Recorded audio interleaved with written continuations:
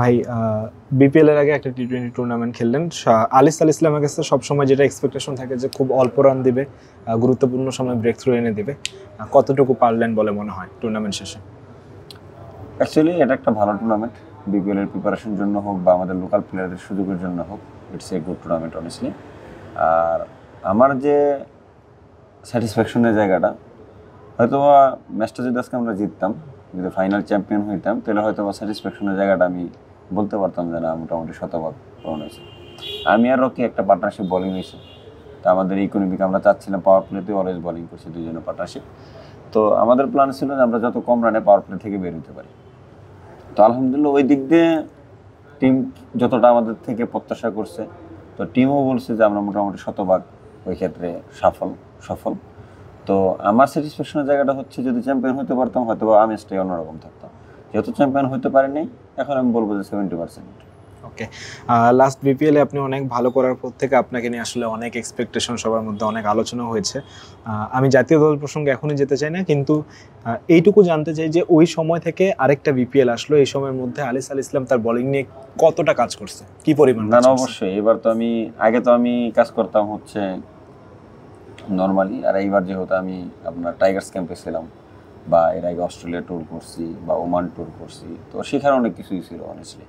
তো আর আমি সবসময় শেখার চেষ্টা করি, আর কুইক লার্নার এটা আমি নিজে বিশ্বাস করি। তো আমার কাছে মনে হয় যে বোলিংয়ে যথেষ্ট পরিমাণ কাজ করা হয়েছে, এবং এনসিএল টি-20তে এর প্রতিফলনও দেখা মিলছে। পুরো টুর্নামেন্টে সবচেয়ে মোস্ট ইকোনমিক্যাল বলার, প্লাস আপনার পাওয়ার প্লেতে উইকেট বের করে দেওয়া।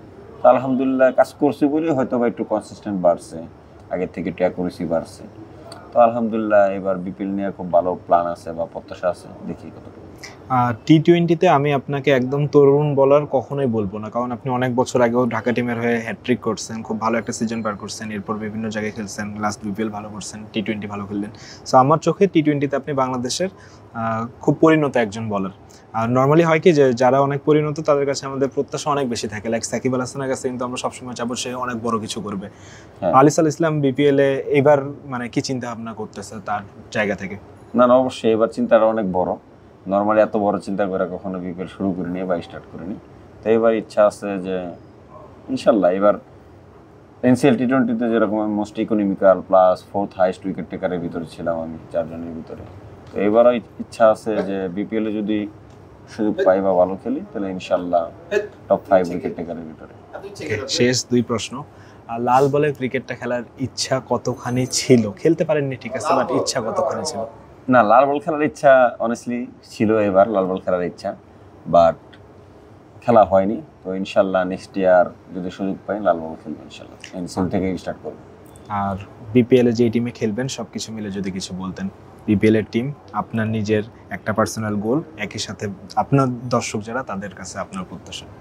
না, বিপিএল এবার চিটাগাং কিংস যথেষ্ট ভালো টিম, তারা আগেও ছিল। তো তারা আসলে জানে যে ফ্র্যাঞ্চাইজি ক্রিকেট কীভাবে রান করতে হয় বা প্লেয়ারদের কীভাবে উৎসাহিত করতে হয় বা করতে হয়। তাই আমি হোপফুলি টিমের প্রতি আমার প্রত্যাশা থাকবে, টিম আমাদেরকে যথেষ্ট পরিমাণে সাপোর্ট দেবে, আর আমরা টিমকে বেস্ট পারফরমেন্স দেওয়ার চেষ্টা করব। তো হোপফুলি চিটাগাং কিংস আর আমার যে পার্টনারশিপ ইনশাল্লাহ ভালো কিছু। আপনার দর্শকদের উদ্দেশ্যে কি বলবেন?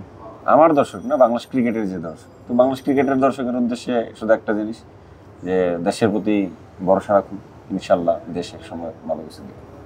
থ্যাংক ইউ ভাই, আসসালামু আলাইকুম।